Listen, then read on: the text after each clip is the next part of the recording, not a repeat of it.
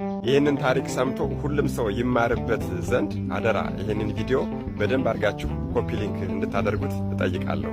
ሰይጣን እጅግ ይጠላውና ይፈትነው ስለነበረው ስለ ታላቁ አባታችን ስለ አቡነ አሞኒዮስ ስንቶቻችሁ ታውቃላችሁ?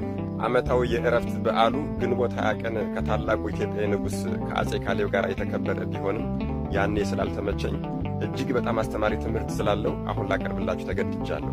ታዲያ ሁላችሁም ይህንን ቪዲዮ ለሁሉም ሰው እንዲዳረስ ኮፒ ሊንክ በማድረግ ተባበሩ። የደብረ ቶናው ታላቁ አባታችን አቡነ አሞኒዮስ የማይታክት የማይሰለች ኃያል ተጋዳይ የነበረ ሲሆን ከዕለታት አንድ ቀን ሰይጣን በሴት መነኩሴት አምሳል መጣና በሩን አንኳኳ። አባታችን አቡነ አሞኒዮስም ከፈተለትና ገባ። ከዚያም በሴት መነኩሴት አምሳል የገባው ሰይጣን በዓቱ ገብቶ ቁጭ አለ። አባታችን አቡነ አሞኒዮስ ደግሞ አንድ ተግባር አለው። እንግዳ ሲመጣ ምንጊዜም ቀድሞ ጸሎት ያደርጋል። በዚህም ሰዓት በልተነስ ወዳጅ ጸሎት እናድርግ በሚለው ሰዓት ሰይጣን ግብሩን ገለጸ። በዛ ሰዓት የእሳት ላቦት መስሎ እየተበሳጨ ከፈተና ላይ እጥልሃለሁ ጠብቀኝ ብሎት እየፎከረ እንደ ጢስ ተንኖ ጠፋ።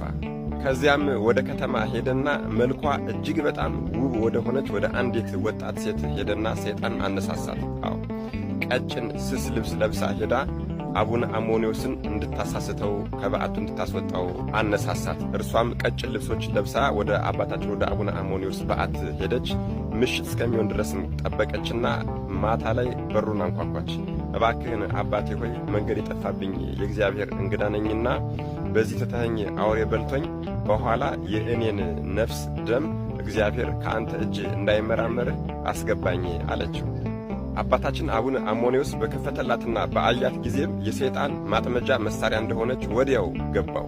ከዚያም ወደ በዓቱ አስገባና ከመጻሕፍት እየጠቀሰ እንደ እርሷ ያሉ ሰዎች ምን አይነት የገሃነመ እሳት እንደሚያቃጥላቸው በምግባር በሃይማኖት ከሄዱ ደግሞ ምን አይነት ደስታና ፌሽታ ወዳለበት ገነት እንደሚገቡ አስረዳት። ያን ጊዜም አባታችን የሚላትና የሚናገራትን ነገር ታስተውለው ዘንድ እግዚአብሔር ልቦናዋን ከፈተላት። በዚህም ሰዓት ያንን የከተማ ልብስ አውልቃ ከእግሩ በታች ሰገደችና ማልቀስ ጀመረች።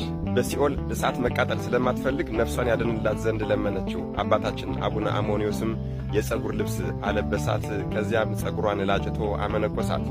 በዚህም መሠረት በቀን 12 ጊዜ እስከምትጸልይ ድረስ ከእርሱ ጋር ሆና መጋደል ጀመረች።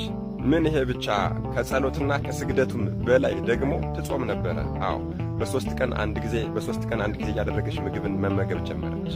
ሰይጣንም ያሰበው ተንኮል እንዳልተሳካለትና ጭራሽ እርሷም ወደ ቅድስና ደረጃ እየሄደች እንደሆነ በአወቀ ጊዜ በመነኩሴ አምሳል ወደ እያንዳንዱ መነኮሳት ቤት እየገባ እያለቀሰ